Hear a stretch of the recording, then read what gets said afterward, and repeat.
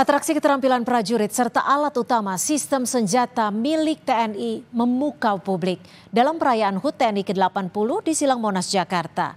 Ini menunjukkan tentara yang kuat dan profesional adalah dambaan negara dalam menjalankan fungsinya sebagai alat pertahanan menjaga kedaulatan negara kesatuan Republik Indonesia. Apresiasi patut diberikan kepada Presiden Prabowo Subianto atas perhatiannya terhadap bidang pertahanan. Di era Presiden Prabowo, anggaran bidang pertahanan tahun 2025 sekitar 247 triliun rupiah yang jadi terbesar dibandingkan anggaran bidang lainnya. Tahun 2026 memang terjadi penurunan, namun bidang pertahanan tetap jadi salah satu penerima anggaran terbesar. Di sisi lain, saudara, Presiden juga memperluas fungsi teritorial tentara dengan menambah komando daerah militer, darat, laut, dan udara.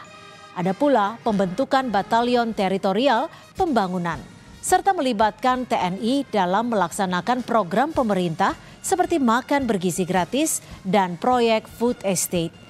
Revisi Undang-Undang TNI di era Presiden Prabowo menambah posisi institusi sipil yang bisa dijabat prajurit TNI aktif.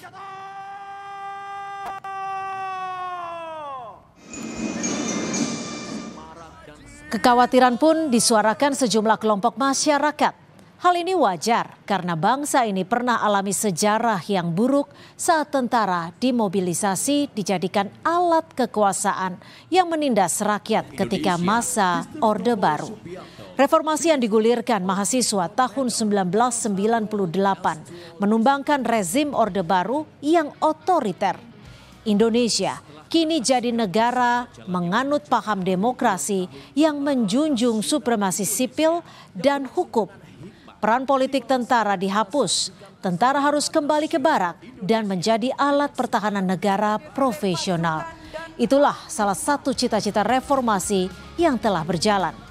Legislatif dan eksekutif harus terus diingatkan tentang cita-cita reformasi. Kekhawatiran menguatnya peran militer akibat revisi Undang-Undang TNI perlu jadi perhatian pemerintah dan DPR. Tidak ada salahnya membuka ruang diskusi dan mendengar suara-suara kritis dari mahasiswa maupun aktivis. Jangan sampai pelaksanaan Undang-Undang TNI menyimpang dan militer kembali jadi alat kekuasaan seperti era Orde Baru. Anggaran yang besar bagi Kementerian Pertahanan juga harus jadi bagian untuk meningkatkan kesejahteraan prajurit dan keluarganya. Adalah fakta, masih banyak prajurit hidup prihatin dan tidak layak, hingga terpaksa mencari penghasilan tambahan demi mencukupi kehidupan keluarga. Padahal prajurit yang sejahtera salah satu syarat agar dapat fokus jalankan tugas menjaga pertahanan negara. Optimalisasi belanja anggaran selain untuk senjata adalah untuk perbaikan kehidupan prajurit, terutama berpangkat rendah. Peningkatan kesejahteraan prajurit harus masuk dalam rencana strategis, bukan cuma soal modernisasi alutsista.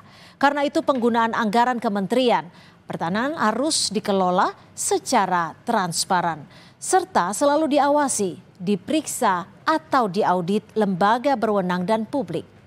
Demikian catatan Kompas TV, kita jumpa lagi pekan depan.